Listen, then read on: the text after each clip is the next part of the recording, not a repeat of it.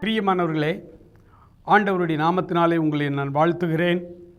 இந்த நாள் தியானம் ஆண்டவர் நம்மை ஆசீர்வதிக்கும்படியாக ஆதியாகமம் 19ஆம் அதிகாரத்திலே 17வது வசனத்திலே ஆண்டவர் நமக்கு ஒரு எச்சரிப்பை அங்கே கொடுக்கிறார். உன் ஜீவன் தப்ப ஓடிப்போ, பின்னிட்டு பாராதே, இந்த சமபூமியில் எங்கும் நிற்காதே, மலைக்கு ஓடிப்போ என்று சொன்னார். லோத்துவையும் மனைவி பிள்ளைகளை பார்த்து இந்த வார்த்தை சொல்லப்பட்டது. இந்த தேசத்தை நான் அழிக்கப் போகிறேன், பின்னிட்டு பாராதே. காலை வேளையிலே அநேகர் சோர்வோடு அமர்ந்திருக்கிறீர்கள். ஆவியானவர் என்னை உணர்த்துகிறதினால் அதை நான் சொல்லுகிறேன். சோர்வோடு நீங்கள் இருக்கிறீர்கள். எனக்கு ஏன் இந்த உபத்திரம்? எனக்கு ஏன் இந்த தொல்லை? எனக்கு ஏன் இந்த கஷ்டம்? பின்னிட்டு பாராதே. இந்த ஊழியமே எனக்கு வேண்டாம். நான் ஜெபம் பண்ணி என்னத்தை கண்டேன்? சலித்து, மனம் சலித்து போய் நின்று கொண்டிருக்கிறீர்களோ? காலை வேளையிலே ஆண்டவர் உங்களோடு பேசுகிறார். பின்னிட்டு பாராதே. கலப்பையிலே கை வைத்து பின்னிட்டு திரும்பி பார்க்கிற எவனும் தேவனுடைய ராஜ்யத்திற்குள் தகுதி உள்ளவனாய் வர முடியாது என்று ஆண்டவர் சொன்னார். ஆண்டவரை நோக்கி நடந்து போ. ஆண்டவர் உங்களையும் என்னையும் அழைக்கும் பொழுது அவர் சொன்னார், உலகத்தில் உங்களுக்கு உபத்திரவம் உண்டு, ஆனாலும் திடன் கொள்ளுங்கள், நான் உலகத்தை ஜெயித்தேன். உலகத்தை ஜெயித்த ஆண்டவர் நம்மை அழைக்கிறார். அவர் பின்னாலே நாம் போவோம். ஆண்டவருடைய அழைப்புக்கு பின்னாலே நாம் நடந்து செல்வோம்.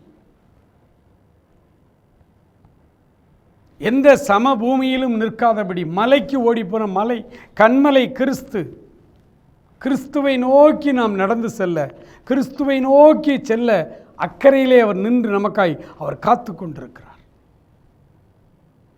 அவரை நோக்கி நாம் செல்ல போகிறோம். பிரியமானவர்களே, ஆண்டவர் நமக்கு தருகிற பெரிய ஆலோசனை, மனம் சலித்து போகாதே, பின்னிட்டு திரும்பி பாராதே. லோத்தின் மனைவி அதை கேட்காமல் அதிகாலை வரை ஓடினாள், பின்னிட்டு திரும்பி பார்க்காமல்.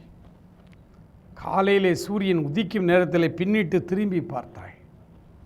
அப்படியே ஒரு உப்பு தூணாய் மாறிப்போனாள்.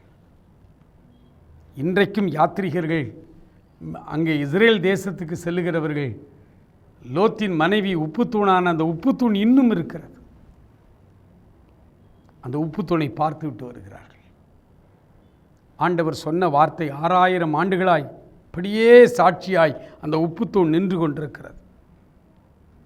சோர்வை மாற்றும்படிக்கு ஆண்டவரிடத்திலே காத்திருங்கள். அன்பு நிறைந்த பரலோக பிதாவே, இந்த காலை வேளைக்காக நன்றியோடு உம்மை துதிக்கிறோம் அப்பா. ஊழியங்களிலும் உலக பிரகாரமான வாழ்க்கையிலும் பலவிதமான சோர்வுகள், பலவிதமான வேதனைகள், ஏன் எனக்கு இந்த பாடு, ஏன் எனக்கு இந்த வேதனை என்று ஆண்டவரே வேதனையோடு காலையிலே உட்கார்ந்து இருக்கிற உம்முடைய பிள்ளைகள் ஒவ்வொருவரையும் நீர் ஆண்டவரே உற்சாகப்படுத்துவீராக. பலவீனங்கள் மாறட்டும் என்று சொல்லி ஜெபிக்கிறேன். எல்லா அழுத்தங்களும் மாறட்டும் என்று சொல்லி ஜெபிக்கிறேன்.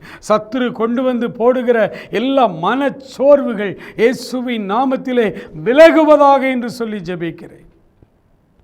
நீர் உம்முடைய பிள்ளைகளை தைரியப்படுத்தும், உற்சாகப்படுத்தும். இந்த நாள் முழுவதும் புது உற்சாகத்தோடு பின்னிட்டு பழைய வாழ்க்கையை திரும்பி பார்க்காதபடி லக்கை நோக்கி ஓட உதவி செய்யும். ஆசீர்வதியும். இயேசு கிறிஸ்துவின் நல்ல நாமத்தில் ஜெபிக்கிறோம் எங்கள் அருமை பிதாவே. ஆமேன், ஆமேன்.